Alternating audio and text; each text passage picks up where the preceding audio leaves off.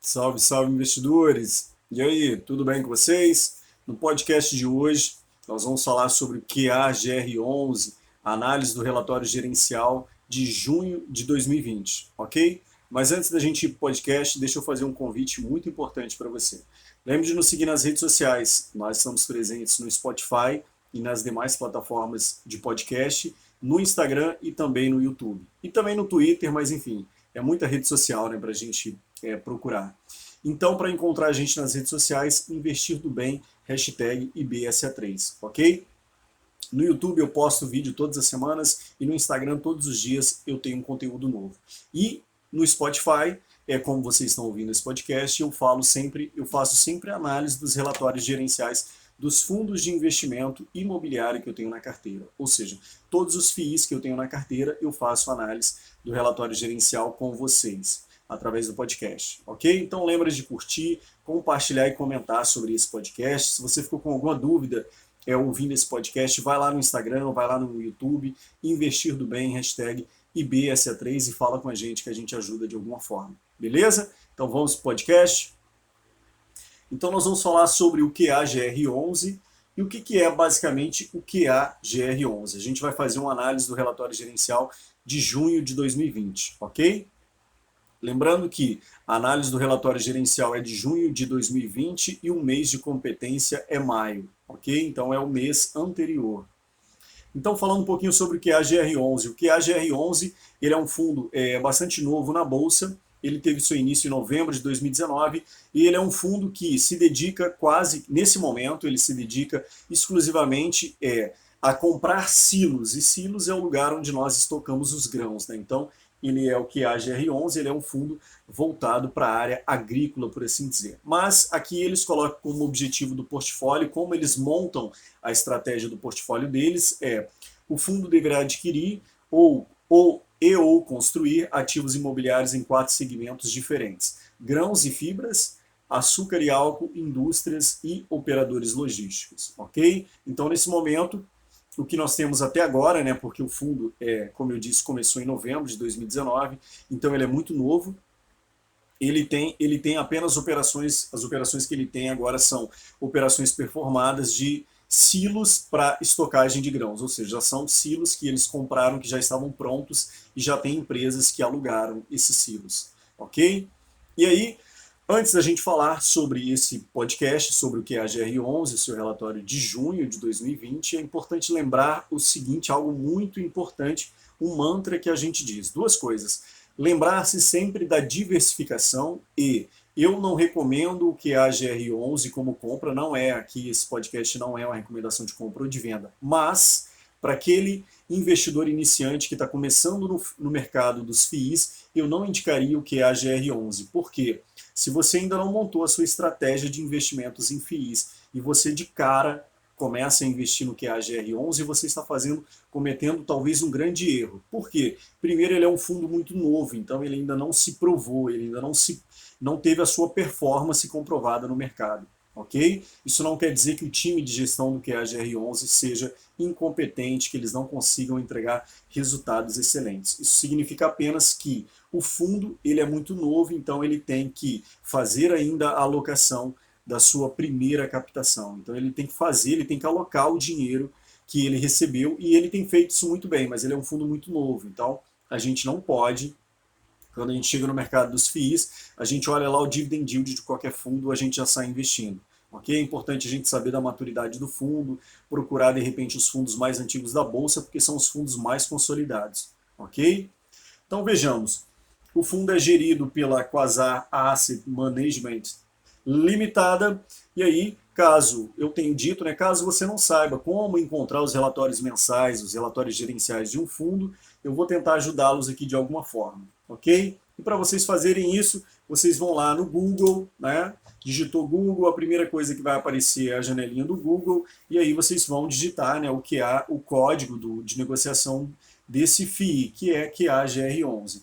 E aí eu coloquei aqui, no caso, QAGR11 site, que eu quero encontrar o site desse FII. E aí eu vou perceber aqui que aparece como segunda opção, aparece quasar.agr.br. Eu vou clicar nessa aba que vai abrir, vai aparecer uma imagem bonitinha de um grande trator no estocamento de silos aqui, e aparece diversas informações do Quasar Agro. Eu vou clicar em resultados e aí eu tenho, quando eu clico em resultados, eu tenho relatórios mensais. Ou seja, é isso que eu quero ver. Um relatório gerencial, um relatório mensal, é a fotografia do fundo naquele mês.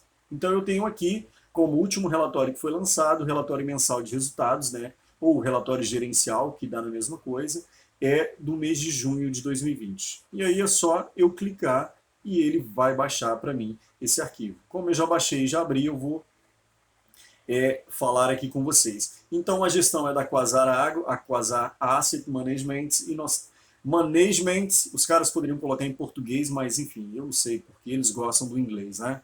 Nós somos muito influenciados pelos gringos nisso. E a administradora é a BTG Pactual. A taxa de gestão desse fundo é de 0,75% ao ano sobre o patrimônio líquido do fundo, ok? E aí vejamos o que nós temos aqui, o comentário da gestão, né? Que é muito importante, né? Eu repito, falo todo o podcast e vou repetir novamente. Que a gente ouça, né? Leia o comentário da gestão para a gente ficar ligado no que a gestão tem feito nos últimos tempos. E aí nós temos o seguinte, o mês de junho foi marcado pela sequência dos ajustes nos preços de fundos imobiliários, né? O IFIX andou se movimentando bastante aí com a crise. Após o sell-off no primeiro trimestre do ano, IFIX 22% no período, o mercado registrou uma recuperação consistente ao longo do trimestre. O IFIX se recuperou em 12,5% no período. Apesar do viés positivo dos investidores em função da flexibilização da quarentena, a retomada gradual das atividades em alguns setores ocorre em meio ao risco constante de novas ondas de contágio. A incerteza no cenário político e econômico contamina as expectativas para o desempenho da economia nos próximos meses do ano. O último boletim do Focus, né, lançado em 10 de julho, indica uma contração próxima de 6% do PIB em 2020. Ou seja, se prepara e respira porque o negócio vai ser complicado. No agronegócio, o PIB do setor registrou crescimento em todos os meses do ano, de acordo com dados do CPEA, Exalc e a Confederação da Agricultura e Pecuária no Brasil, a CNA. O crescimento acumulado no primeiro quadrimestre de 2020, 3,78% positivo, reflete o desempenho positivo do segmento primário agrícola em um cenário com preços mais elevados de grãos, né, no caso a soja e o milho, expectativa de maior volume de produção na safra atual. O Quasar Agro, como eu falei aqui com vocês, né, ele é da área de silos, né, mas não só silos. Nesse momento ele investe no setor ele compra silos ou galpões, né, esses grandes silos para estocagem de grãos, e eles alugam para os seus inquilinos. Seguindo o plano de alocação do QAGR11, o fundo celebrou mais uma carta de intenções para aquisição e locação de um centro de distribuição de produtos do agronegócio pelo montante total de 42 milhões de reais. O imóvel a ser adquirido, localizado no estado do Paraná, região do Paranaguá, será alocado para uma companhia do segmento agroindustrial em contrato atípico com prazo de 10 anos, ok? Aqui é importante ressaltar que o QAGR11 ele procura sempre a modalidade de contratos atípicos. Gleison, o que é a modalidade atípica? A modalidade atípica, falando muito grosso modo, são contratos de longuíssimo prazo em que os inquilinos não podem rescindir o contrato. E se o inquilino decidir rescindir o contrato, ele tem que pagar todos os aluguéis remanescentes, ok?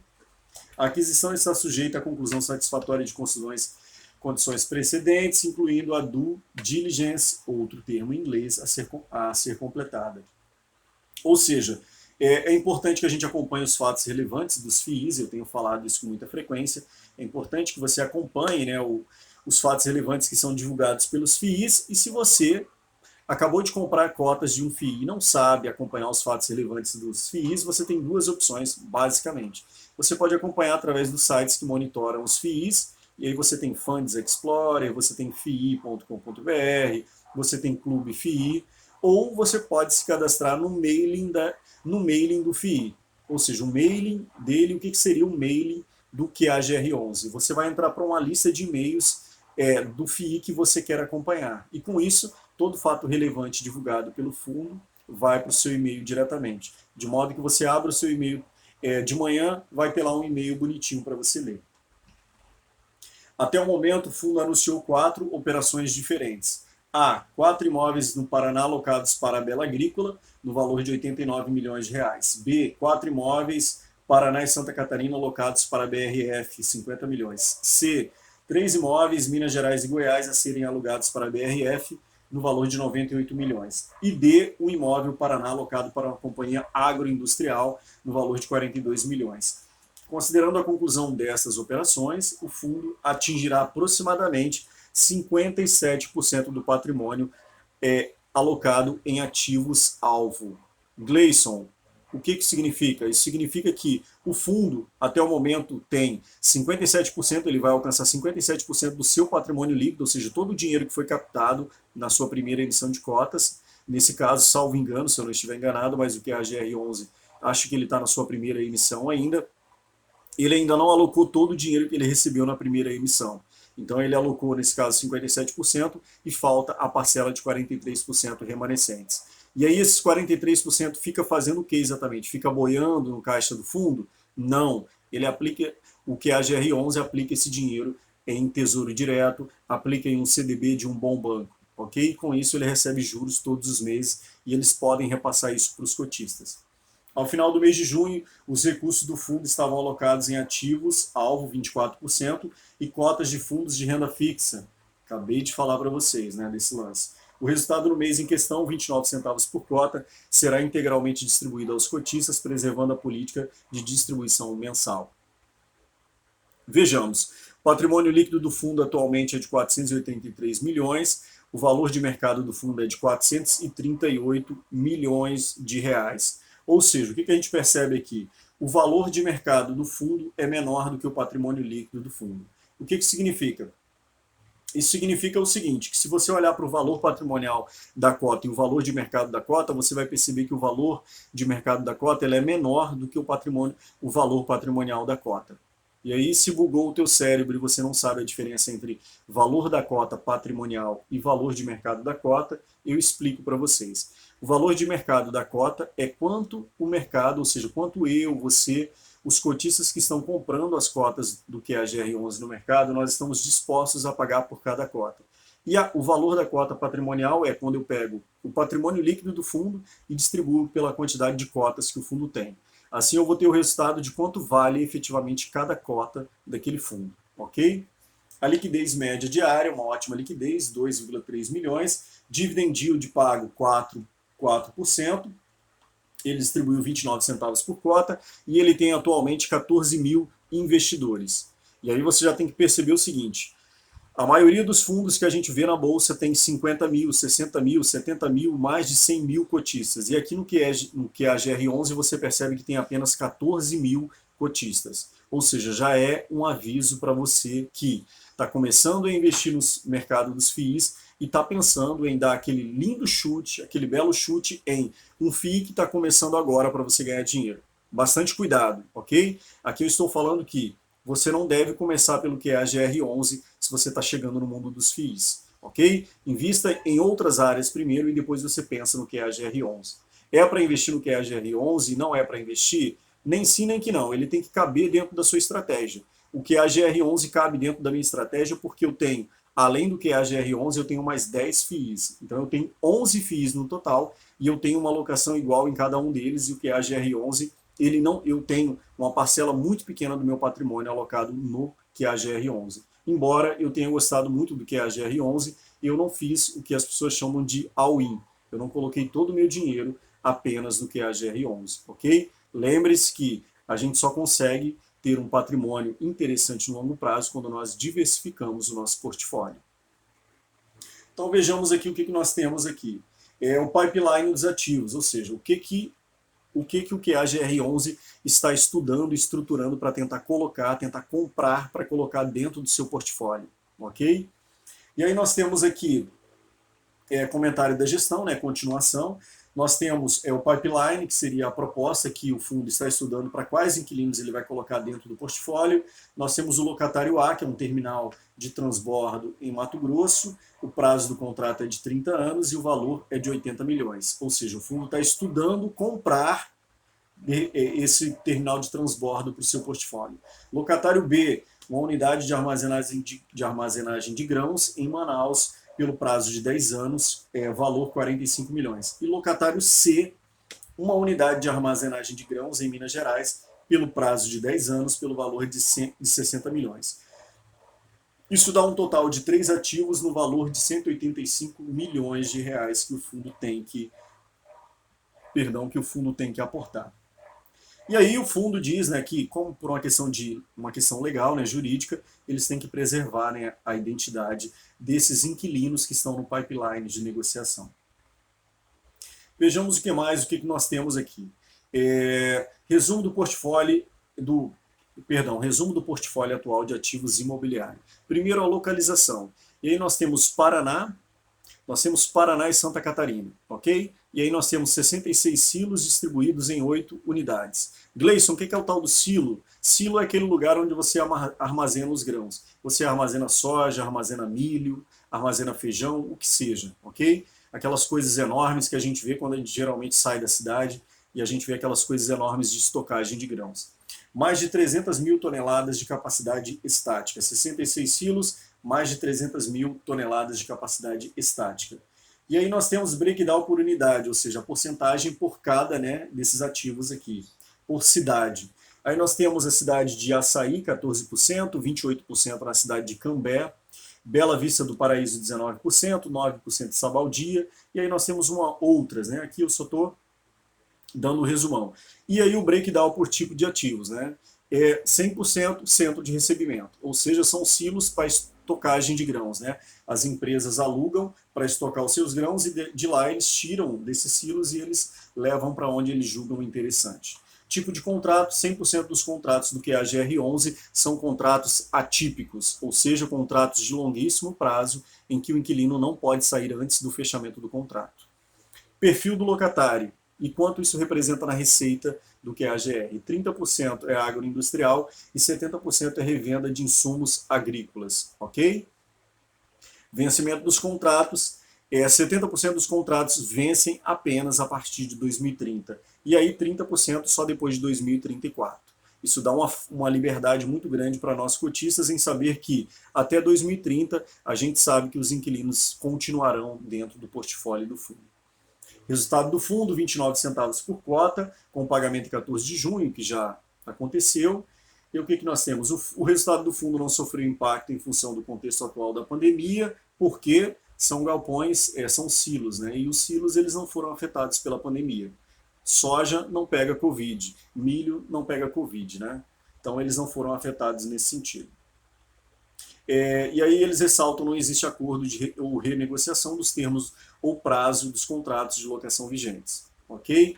O fundo vai seguir a política de distribuição, biriri bororó. Vejamos aqui o mês de junho, é a competência do mês de maio, né? E o caixa é referente a junho, ok? Então de receita imobiliária 552 mil, receita financeira, né, que são das aplicações financeiras, 1.021.000 reais. Isso dá um total de 1.574.000 reais. Despesas operacionais, 122 mil.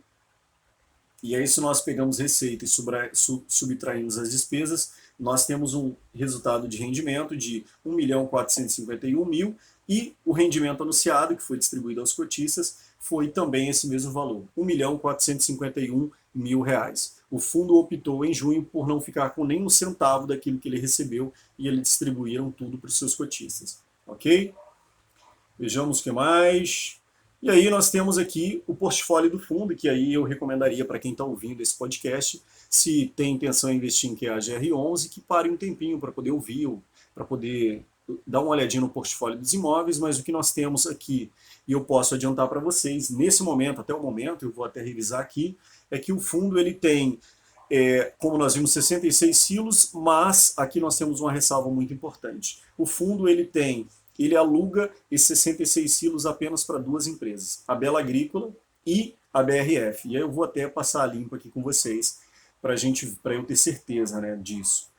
Ok? Isso, BRF, BRF, BRF.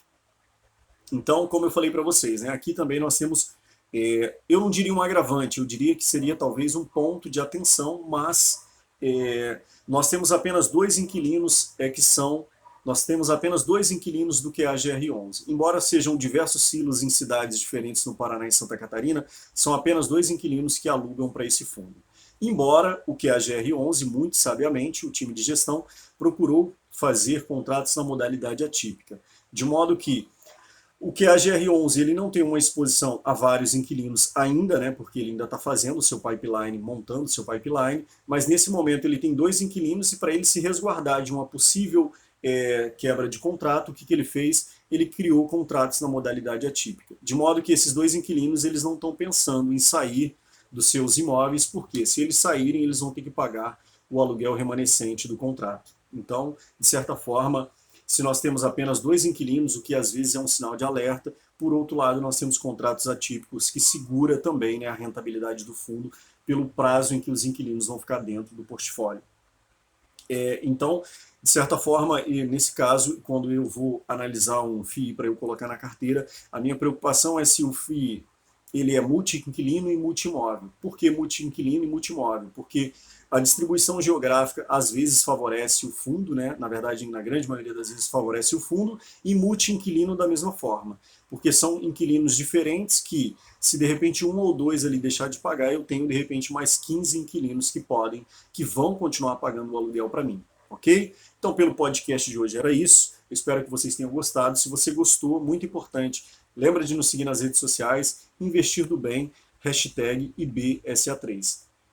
Nós estamos presentes no Spotify e nas demais plataformas de podcasts que nós temos aí no mundo da internet. Nós estamos no Instagram, um lugar onde nós postamos conteúdo todos os dias, e no YouTube, em que eu procuro postar pelo menos 2 vezes na semana, eu procuro postar vídeos. Então, lembra de compartilhar esse vídeo com quem tem QAGR11 ou está pensando em investir em QAGR11, e de comentar, porque é muito importante a gente saber o feedback de vocês, de como é que estão sendo, de como é que tem sido o podcast, como é que tem sido o vídeo, se a gente pode melhorar, se a gente não pode melhorar, beleza? E vai lá no Instagram e dá aquela curtida marota e segue a gente, beleza? Forte abraço a todo mundo e até mais.